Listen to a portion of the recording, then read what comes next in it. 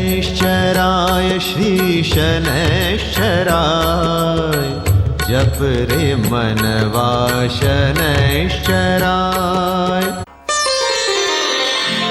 जय जय जय जय जय जय शनिदेवा जय। एक योग ऐसा जय जय श्री शनिदेव भक्तन हितकारी, जिसके कारण जीवन में आ रही हैं मुश्किलें हजार।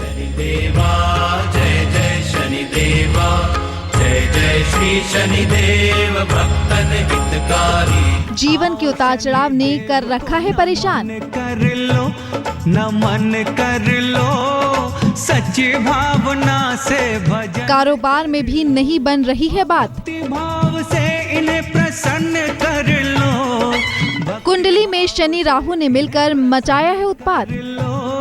शनि महाराज का भजन कर लो। जानिए शनि विषयोग के लक्षण और उपाय। नमन कर लो नमन कर लो सच्ची भावना से भजन कर लो। नमस्कार, हमारी इस खास पेशकश में आप सभी का स्वागत है। मैं हूं आपके साथ स्वाति रायना।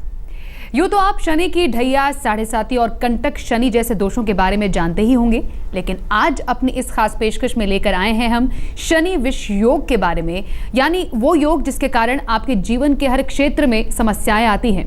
जातक नकारात्मक सोच के बीच में घिर जाता है।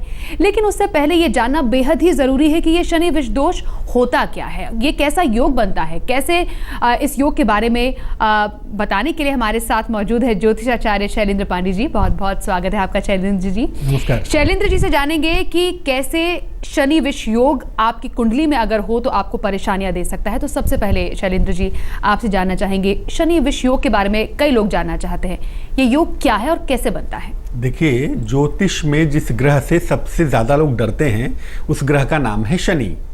तो शनि का हर योग आमतौर पर लोग खतरनाक समझते हैं, और जिस योग की हम बात करेंगे वो शनि का विष योग है। अब विष योग कहते क्यों है इसको, इसके पीछे समझना होगा कि शनि का विष योग बनता कैसे है। शनि और राहु का कॉम्बिनेशन हो कुंडली में, या शनि और चंद्रमा का कॉम्बिनेशन हो कुंडली में, संयोग हो तो कुंडली में विष योग बन जाता है। शनि किसी भी निगेटिविटी को, किसी भी नकारात्मक समस्या को लंबे समय तक बनाए रखता है, और राहु उस प्रभाव को और भी ज्यादा निगेटिव कर देता है।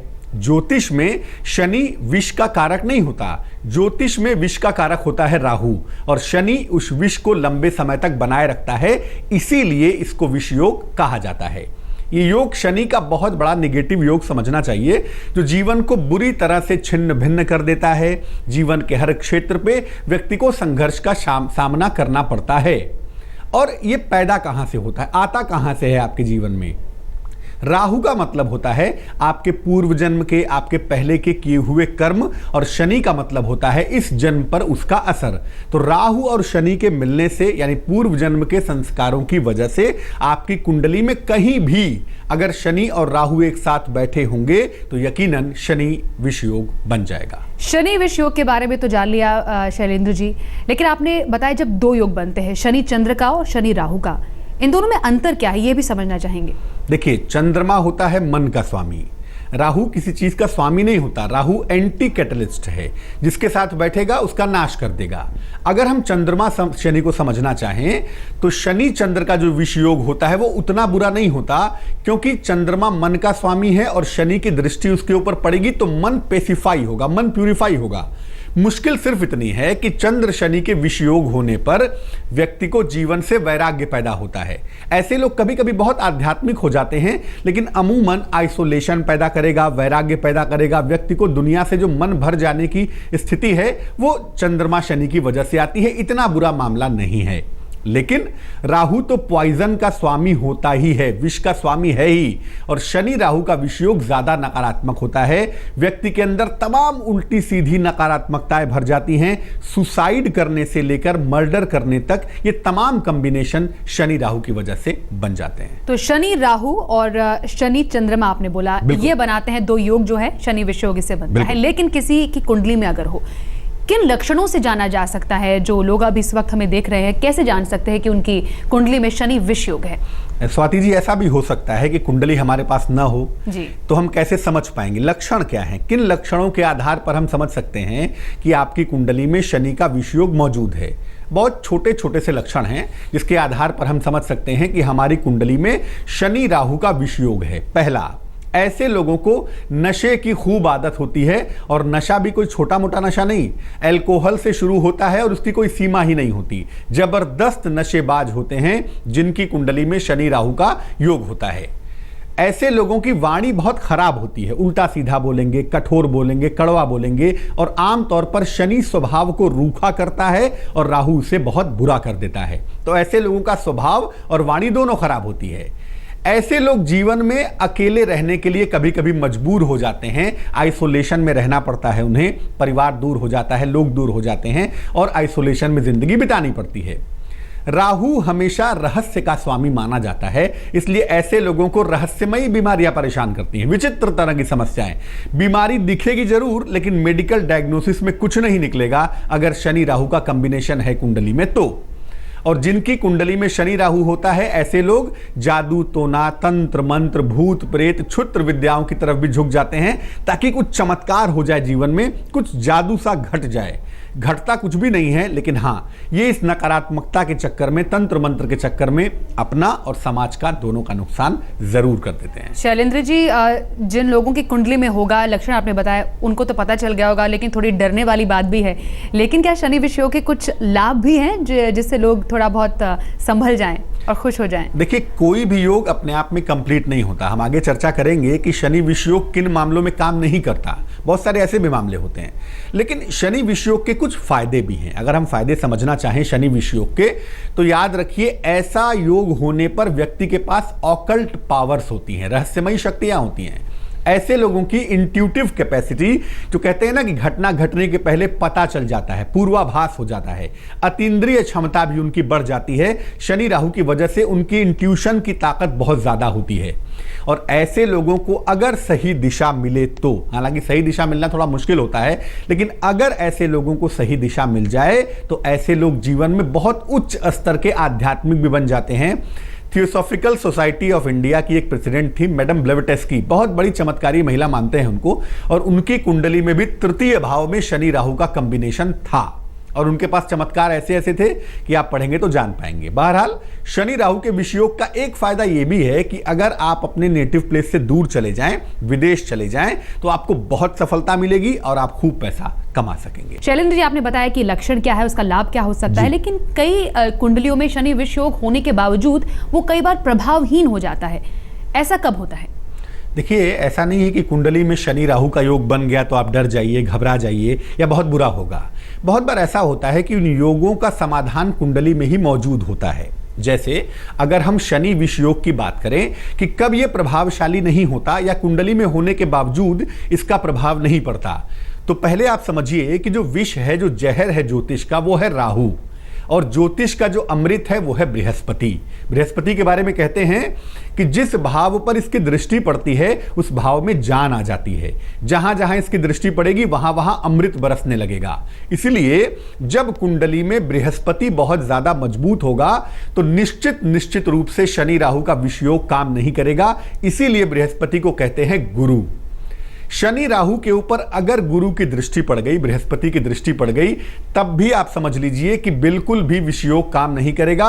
कितना भी बुरा क्यों ना हो, कितना भी खराब में क्यों ना हो, ये योग काम नहीं करेगा, क्योंकि गुरु की जो अमृत दृष्टि है वो इस विष को नष्ट कर देगी।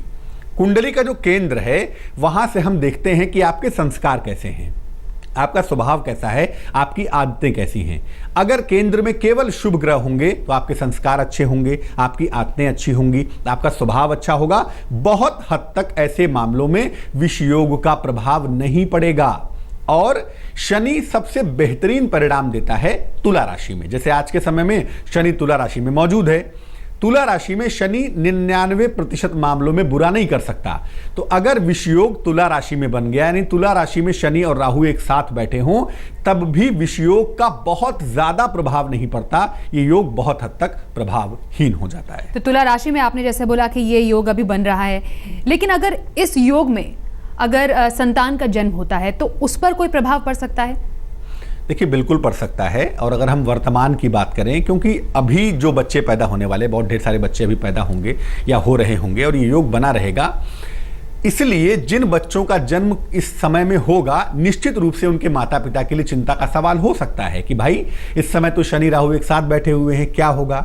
पहली बात यह है कि इस समय जो विषयोग बना है वो इतना बुरा नहीं है, क्योंकि इस विषयोग में एक तो शनि तुला में बैठा हुआ है, उच्च का शनि है, तो मामला इतना बुरा नहीं है।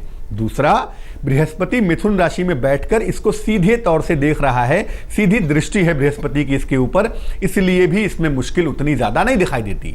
तो जो बच्चे विषयोग होने के बावजूद जुलाई 2013 से जून 2014 के बीच में पैदा हुए हैं, उन पर विषयोग का कोई भी विशेष असर नहीं पड़ेगा, ये बात याद रखिए। और जून के बाद जैसे ही बृहस्पति उच्च का होगा, मामला बढ़िया होगा। और ये विषयोग इसलिए भी अच्छा कहूंगा क्योंकि ऐसे बच्चों के तकनीकी क्षेत्र में जाने की संभावना ज्यादा होगी। अगर आपकी कुंडली में शनि विष योग है तो उसके बचने के भी उपाय होंगे शैलेंद्र जी, तो कैसे बचा जाए उससे?